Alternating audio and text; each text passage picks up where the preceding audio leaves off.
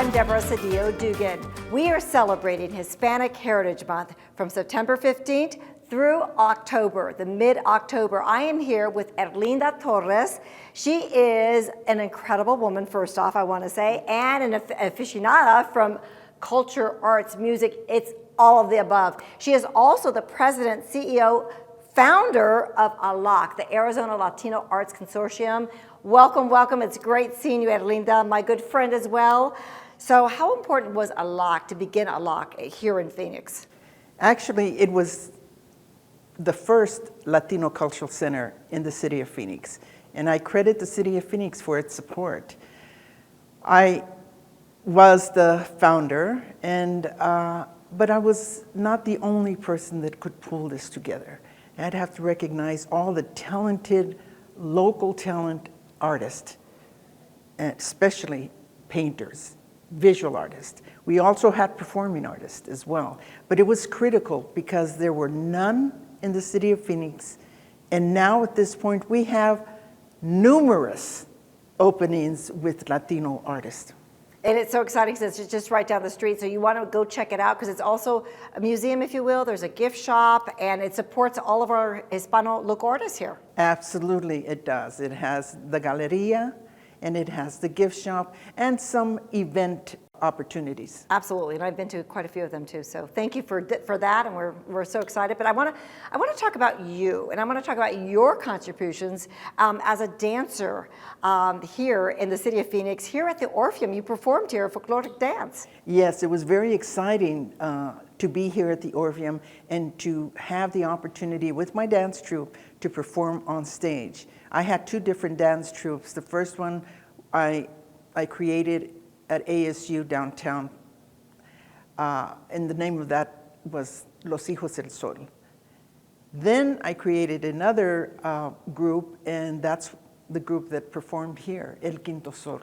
We were very, very proud just to be here at the Orpheum because of the historical value here. Because in fact, Mexican dance and folklore is really about preserving culture. Absolutely. So give us a little bit of background about, because Hispanic Heritage Month in the city is celebrating this throughout the entire month, is about educating, remembering, and celebrating the Hispanic culture, whether it be language, dance, music.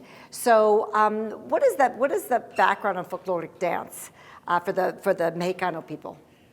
For Mexicans in many folklorico groups, essentially, we are trying to preserve, or we do preserve every day. The Hispanic Heritage Month, as you mentioned, is 1 month, but we celebrate every day. We do, sure do. Now tell me about some of the costumes and that you use in actual dance, because again, Erlinda performed here with her group at this beautiful, beautiful theater. I love the Orpheum. Yes. And you probably have a lot of fond memories here. Yes, absolutely, absolutely. These are a few. This blouse here is from the state of Mexico. Beautiful. And it's a beautiful design that you dance. And look, the hand looks like a hand embroidered. And, oh, definitely embroidered. Yes. Everything is handmade. And then you have two rebosos here. And I have one on here. Rebosos really are a staple of the women in particular out in the country. Of course, today, now it's in, so many rebosos are there. Yes. Very stylish, so it's very fashionable to have a reboso. This one here, the red one, this one is from the state of Michoacan, this is from the state of Jalisco. I mention that because rebosos, they're distinguished by the way they're made by hand, as this one is. And so this was about 90 years old. Wow. And just the intricacy of every little stitch. Matt, maybe if you can see some of this, or we can get a closer shot.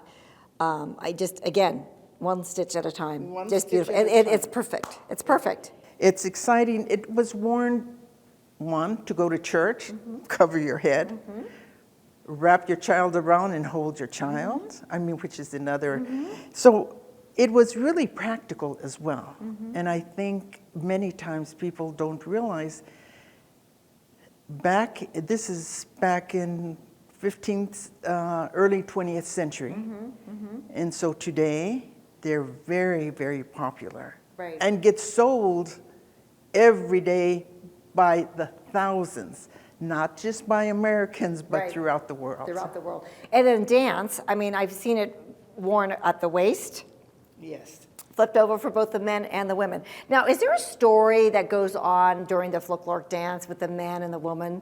Tell me a little bit about that. Yes, I think what you might be referring to is you'll see the woman flirting with the man, because you can imagine if it's the 1600s, you are not to be seen with the man unless your parents are standing around, your aunts are standing, your grandmother's there. Then you get to look at him in the eyes, you get to smile and flirt. And that's when they would do it. That's the dance that you see going on between the man and the woman, especially in the state of Jalisco. I love it. And that is such a beautiful dance, too. So you had a troupe, you performed all over Phoenix. And what is it like today, looking back at those years and seeing the folkloric dance still very much alive, and having the young kids being taught that with the big ribbons and the bows? And how does that make you feel?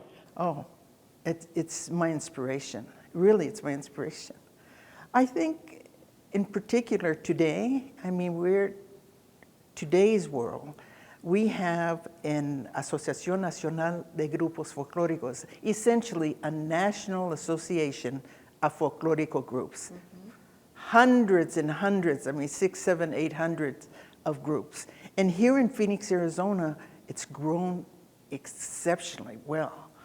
And so when we started, or I started, mm-hmm. my two groups, that was the early 70s. And so our intention really was to educate our community. Our intention was to have you understand and appreciate it. Mm-hmm. And for Latinos and non-Latinos. Mm-hmm. And I think at this point, the good news is now that education has spread throughout the country. Mm-hmm. And I was the first Latina to lead the what they call ANGF, a National Association of Folklorico Groups, as the president. And so we're very excited. In fact, we did a lot of folklore, but I've got to recognize that my group also did zoot suit. Which is a whole other, yes, zoot suit, yes. We did zoot suit as well. Well, why would we do zoot suit? Because we went into Mexico City and into Guadalajara, Jalisco. Well, can you explain real quickly for our audience what zoot suit is? Okay, zoot suit, it's actually the suit itself. Mm-hmm. Cantinflas, an actor and very popular actor from Mexico, used to have his pants lowered, and so it's a long jacket. And back in about the 1940s, zoot suit became popular. It was with World War II was going on, and so the zoot suit, Edward Olmos, yes. really, Eddie made it big. His movie came out, mm-hmm. and everybody wanted to do zoot suit. Mm-hmm. So I was asked if I could convert my folklorico group to do zoot suit. We did it. So we went into Mexico City. It was a big, big hit with the Mexicans. They loved it. They loved it. And we had Eddie Olmos with us at the time also.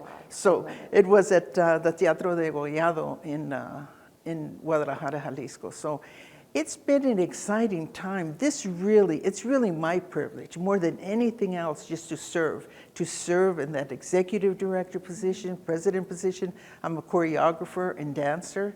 And I wish I could even do more. But you mentioned I am aficionada of artes en cultura. Yes, she is. So that's what I continue to do to this day. And we love it, and we love you. Thank you so much for everything you do for the city of Phoenix. And this is just another quick moment of history for Hispanics and our contributions here in this community. And again, we want to make sure that we're educating, we're remembering, and we're celebrating the Hispanic culture. Erlinda, thank you so much for spending a couple minutes with us. Thank you for this. Thank you so much. Absolutely. For more information about the Arizona Latino Arts and Cultural Center, go to alocArizona.org. Thanks for watching Phoenix TV.